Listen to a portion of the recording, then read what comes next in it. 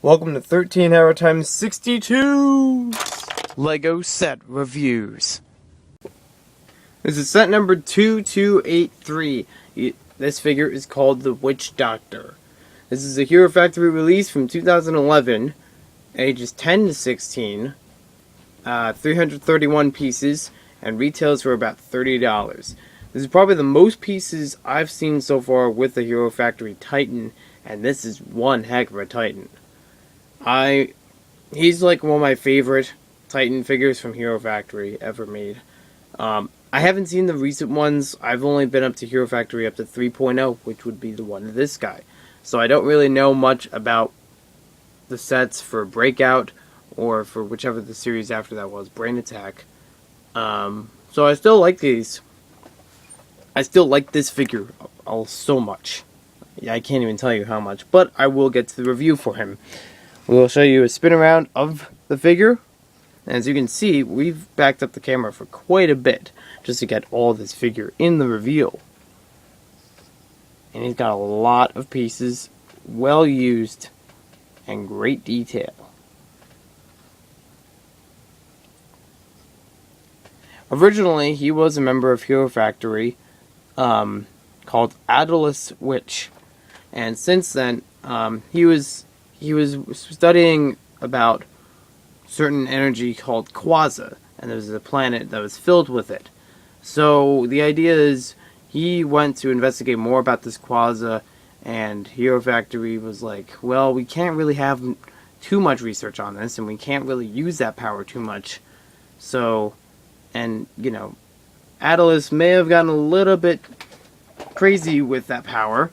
So, as a result, he was fired from Hero Factory, and Atlas started collecting the Quasar himself, energizing himself, as you see here, and other animals that lived on that planet, and the planet started falling apart because he was robbing it of its natural resources.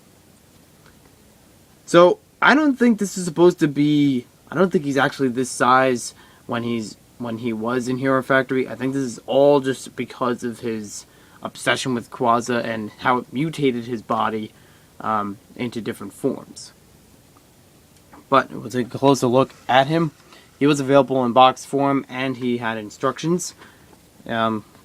Great put together for this guy, I gotta tell you. We'll start off with the legs. As you can see, kind of unique legs that we have here. Some of the pieces are used elsewhere in the model for different parts of him. And the way the legs are made, you can see they just bend back and forth here at the knee, and they bend forward above the knee. You have to keep the legs apart a little bit because of these teeth pieces in between. Otherwise, they'll keep knocking into each other as you move one leg and the other leg. As you also see on the back of his legs, we do have those piston-like pieces which help with posing and making different positions for him. So that I like right off the bat, because Titan figures generally have this. Not all of them do. The Fire Lord doesn't, and I think some of the more recent Hero Factory figures don't, but it is something worthwhile to have with the Titan figure. That helps them because they're big and they need a little bit of, support. So it actually works well with moving him around. You can move the feet themselves, and you can move the entire leg. So it's got quite a bit of flexibility. You can even move it sideways, which doesn't always happen with Titans, or not so well with them. So this one, I actually like it a lot with that feature. Now we go further down. I'm going to bend these so we can go further down on him, or further up, I mean. You can see he's got quite a build in the middle. It actually looks skinny, but I think you're supposed to play with your imagination and imagine it being that size, even when you look at it from the front. Maybe a little bit bulkier than that, than the pieces show. We'll get to each of the arms. You can see the arms have different pieces on them, such as Quasar, and these, like, I don't know what these pieces are like. I guess it would be like a cape or something. They are a cape for different figures in Ultra builds, such as Batman. This has a lot of flexibility around. You can move the arms pretty well. Only up to that point, though. So you can't have it raised above his head. You can't even twist it this way. But you can twist it around this way. As you can see, he has some claws here. And we have that same old shooter on him. This one in silver. So I guess I'll demonstrate it for you. I'll flip him around. The shooter works pretty well. I like that feature with a lot of the Hero Factory sets. They have very good shooters. Now we look onto the other arm. It still has the same maneuverability.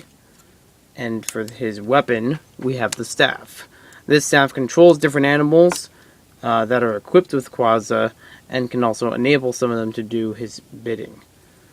So the individual parts in here can move, although I don't think they're really meant to. I think they're just meant to stay up like this.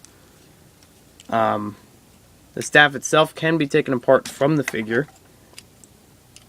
into different pieces because it doesn't go all the way through. And we do have the same face as his face on there, so that's kind of cool. It can move around a little bit, but again, I don't think it's meant to. I think it's just meant to be a steady model. In some parts, as you just saw, I could just pull it right off, and so he could have a little bit of problems with moving here and there. I do like the stability, though. He's very... not stability, durability. He is a very sturdy figure and can... you can take a couple drops here and there. So he's pretty good on that. If we move towards the torso, let me see if I can bend him down again. Get the torso. I also mentioned he is a $30 set, so he's more expensive than other villains. But I still think he's worth the price at $30 and less. If we move towards his torso, you can see he has 2 sets of tubes and make it look like 4 different tubes on the front. And you see that there? It looks like 4 tubes. 4 tubes going in and out of each other. He's got a good style on the front, and here's how his head looks. You do have a bit of play with his head if you want to turn it in different directions. And he doesn't really have a skull like other figures, like Hero Factory figures do. It's more just seeing through and seeing some of the red inside, or just playing with your imagination again of what his head looks like. I've seen some models where they take the head from this figure, or they take it from the staff, and they use it towards a Grim Reaper mock, which is actually one of the best things about this figure. He's got a lot of great unique pieces that you can use for other builds, especially the head because, well, it looks like a skeleton. He is a very posable figure and a pretty cool guy. He's got some pretty good motives, even though he's a little bit twisted in the head. He still has like a pretty powerful force over other creatures, and he's got some excellent fighting abilities. As a figure, he's also very posable. You can see he's very, he can stand up pretty well on his own. So I think he's a figure worth having. Although I don't know if he's available in stores anymore. You could find this figure from different retailers online. It depends on the price. I can see already $99 for this, along with other figures, so it's not too bad just for the one. You have to see the other ones to see what else he's offered with. One of these goes for $30, which is okay. $9, that's even better. $70, a little bit much. $50, it's a bit much, but it's not too unreasonable. $70, no. $40 is okay. $55, no. 60, 55, 60, a lot in the 60s and 50s range, some in the hundreds, and as you can see, there's not a lot as far as like 30 and below for this figure by itself. But I do highly recommend this figure if you can find them in stores or if you can find them online. This is a figure that's worthy having, because he's got great pieces, he's got great figure posture. He's probably one of, if not my favorite villain from Hero Factory as far as Titans. So thanks for watching this video, hope you guys enjoyed it, and we will see you next time.